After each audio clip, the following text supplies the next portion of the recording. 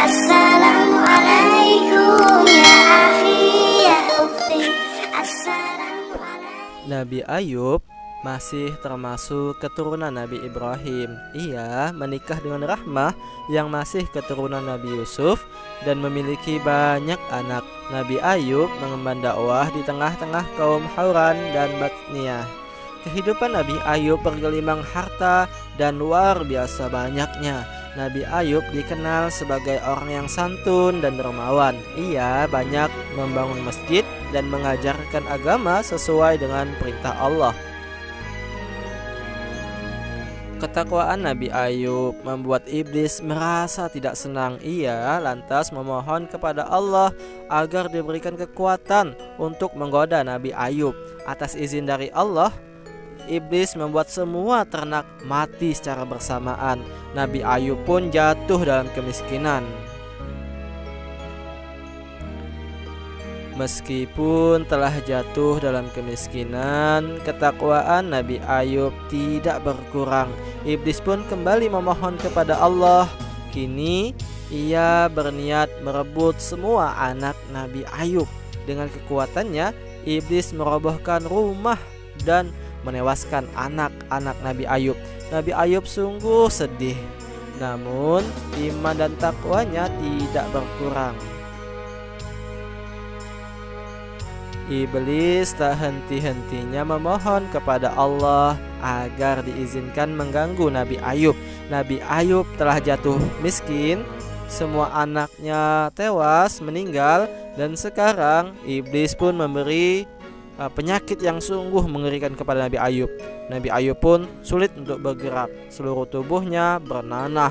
Dengan kondisi ini, semua sanak saudara pergi menjauh, hanya Rahmah istrinya saja yang masih setia dan menjaga Nabi Ayub. Melihat kesetiaan Rahmah kepada Nabi Ayub, iblis berencana untuk menggodanya. Iblis pun menyamar sebagai manusia dan berbicara kepada Rahmah. Iblis berkata bahwa ia bisa menyembuhkan penyakit Nabi Ayub dan mengembalikan harta serta anak-anaknya jika ia dan Nabi Ayub mau menyembah kepadanya.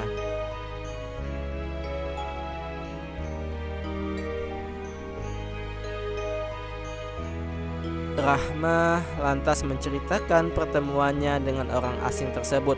Betapa kagetnya Nabi Ayub saat mengetahui iman istrinya telah goyah. Nabi Ayub lantas berkata bahwa orang asing itu pastilah iblis yang hendak menggoyahkan iman mereka. Nabi Ayub lantas menyuruh istrinya agar cepat bertaubat.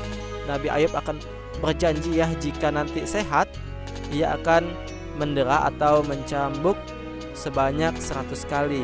Itu adalah hukuman bagi istrinya yang telah tergoda oleh iblis.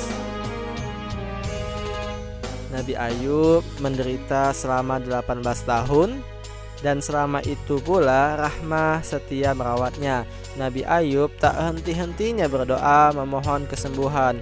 Mendengar doa Nabi Ayub, Allah mengirimkan malaikatnya untuk menyampaikan wahyu. Malaikat itu meminta agar Nabi Ayub berdiri dan menghentakkan kakinya ke tanah.